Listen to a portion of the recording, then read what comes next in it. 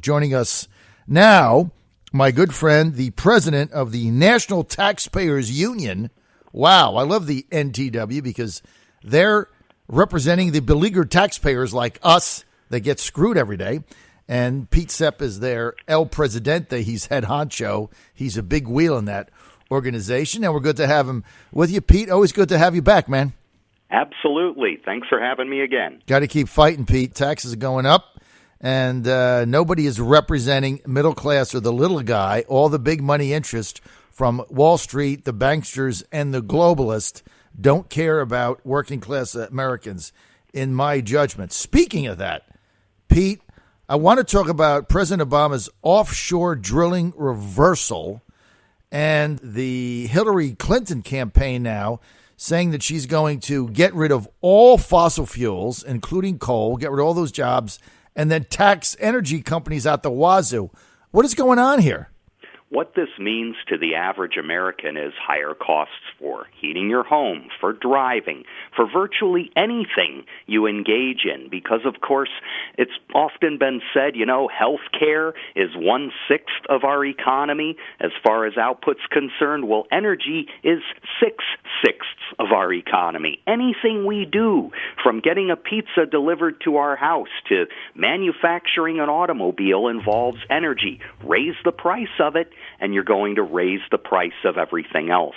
President Obama famously said that with energy costs necessarily skyrocketing under his plans for things like cap and trade. Well, Hillary Clinton is doubling down on those kinds of plans. Bernie Sanders is even more blatant about it, essentially saying that there will be no fossil fuel energy use under his administration if he manages to serve 2 terms. So it is a grim thing indeed for consumers to consider, especially when some forms of alternative energy are finally starting to find a market, a private sector developing market that we don't need government's heavy hand in.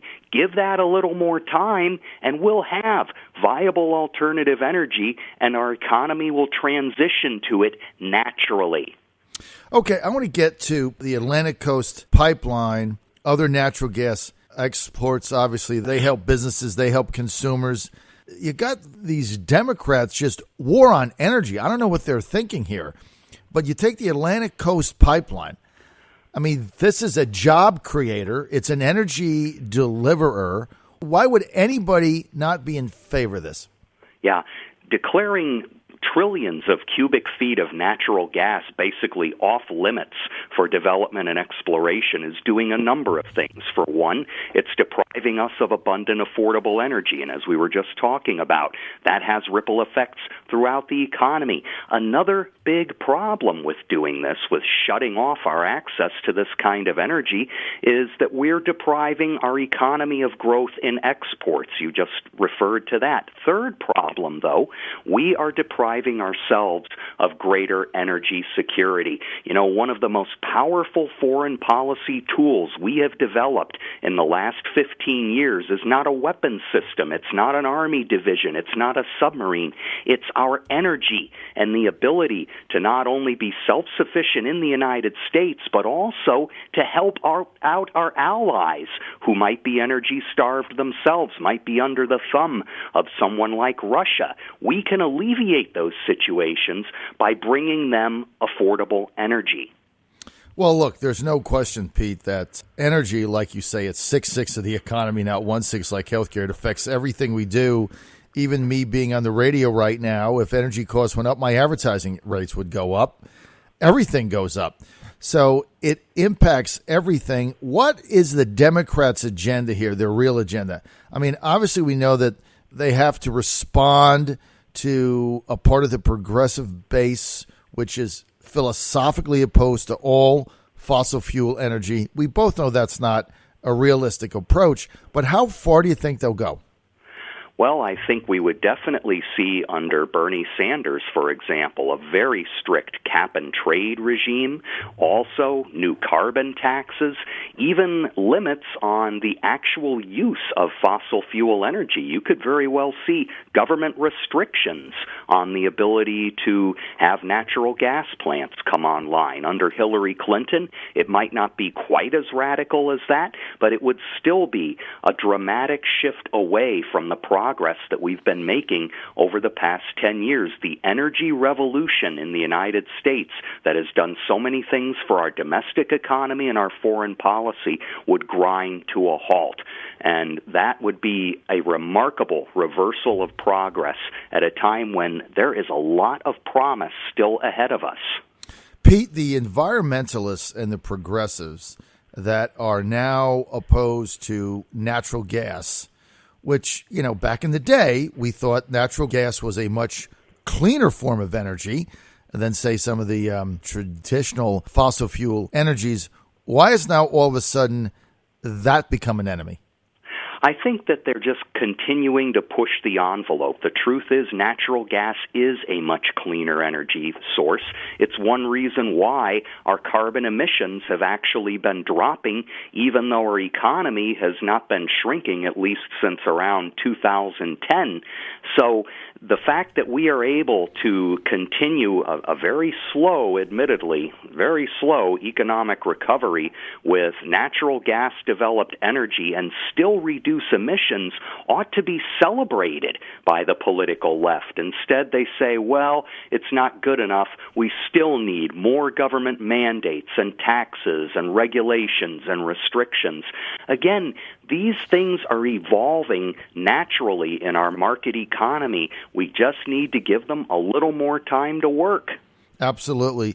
Pete, very fascinating. A couple minutes ago, you mentioned that there are a few alternative energy sources that are starting to finally find private sector traction without government subsidies. Can you elaborate on that, Pete? Residential solar energy in some parts of the country is coming into its own, largely because new battery technologies are developing to allow more efficient storage of that kind of energy.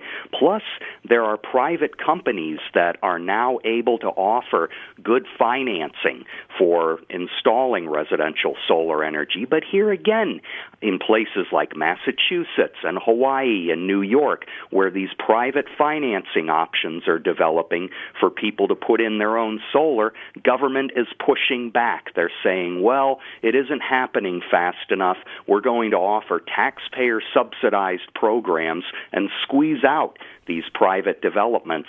That's the wrong way to go. If alternative energy is ever to be able to thrive, it's got to be allowed to evolve and have a private market. That's what's happening in a few states. But again, government officials just don't want to play nice. They want their own domain here, and they're going to squeeze out these developments at a time when they have great promise. What's the opportunity for us with natural gas exports? I want to get to that because the natural gas industry, like anything else, it creates jobs. We just removed, in fact, the only deal that Republicans got in the ridiculous omnibus spending increase bill that they passed last November, the only concession they got is to get rid of the oil export ban. Talk to us about exporting natural gas out. Where does that stand, and how does that create United States jobs? It's absolutely critical because what you do is you allow the United States' abundant reserves of natural gas to be put on the world market. That means that there are incentives for folks here to do more development than they would otherwise have if they were only supplying the United States internally. And again, you have opportunities to forge alliances with other countries, especially those around the periphery of Russia who might feel feel, frankly, blackmailed by Russia's ability to charge huge amounts for the natural gas they export or even cut it off. If we get going on natural gas exports, we're going to benefit with hundreds of thousands of jobs created, many more preserved, lots of spillover effects in our foreign policy, and lots of good solutions to intractable problems. I mean, take a look at just Puerto Rico as an example, a terribly indebted Commonwealth, territory of the United States, has all kinds of economic problems, one of which is a lack of stable, affordable energy. Build natural gas terminals around the island, allow some development to occur offshore there, and you'll supply a great deal more energy than Puerto Rico is getting right now, and you'll build a bridge to other forms of alternative energy in the process. Well, look, that's the whole thing, is to be able to create those bridges and alliances. Pete, where do we stand right now on the exportation globally of U.S. natural gas? Well, right now, we need to do a whole lot more. We need to streamline permitting processes. We need to lift a lot of the restrictions, old-style Cold War restrictions that say, well, natural gas is a commodity that belongs in the United States and should not be traded abroad. Conditions have changed. We're discovering new reserves every day. It's time to unlock those reserves for our benefit around the world. And that's what we need to be doing. We need to be urging Congress to do the same for natural gas as they did recently for oil exports, and start letting up on the permitting processes that are keeping these projects from moving forward efficiently. Pete, I want to get to coal. Obama's war on coal nationally, as you know, has devastated the economies of West Virginia and Southwest Virginia. We have a big listening audience there. Many of them, their families devastated with Obama's war on coal, shutting coal plants down. Now, the other day, Hillary Clinton comes out and says if she's elected president, there will be no coal. On the other hand, she's saying that she's about creating jobs. How does these people make any sense at all? Yeah, it's absolutely incongruous. And again, okay, the development of natural gas is not always occurring in the same pockets of the country where there might be coal reserves, but there is some overlap. And if we restrict the permitting processes for natural gas development, and if we put up too many roadblocks for exports, we're actually preventing a bridge from coal-based energy to other forms of energy like natural gas to be built efficiently. And, you know, this is not to say that coal should be phased out. I think that it still has a role in our energy production. But again, if we allow private markets to make some transitions here to other forms of energy, the disruption to people's daily lives, the job losses, they won't be as severe as if government just comes in and says, well, coal can't meet the new environmental regulations, so we're going to regulate it out of existence. Pete, regardless of who the Republican nominee is for president, what would be the type of energy policy if you were advising Trump or Cruz or someone else on an energy policy going into the campaign, something that they could help people understand? What would it be? How would you outline that? First thing, I would remove as many of the unhelpful regulations as possible on doing things like building refineries. I would also allow new areas to be opened up for responsible development and exploration in natural gas. I would ease up on some of the overly ambitious timetables for regulating coal to the point where it's not viable anywhere.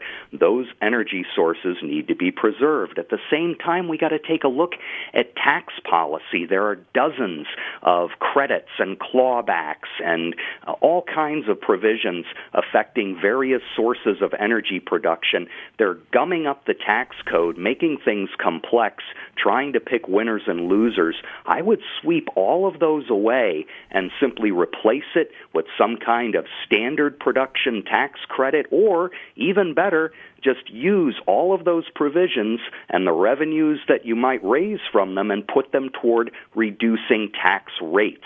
Make it revenue neutral, clear out the complexity, lower taxes across the board, and I think that will help energy production dramatically. So if one of these presidential candidates were to take that and embrace it as their energy policy and get elected and implement that, how far away could we be from complete energy independence? Very, very close. Within the president's first term, I think that's quite possible. I mean, you got to go back to the Jimmy Carter era. Remember the gasoline lines? I don't know if you were...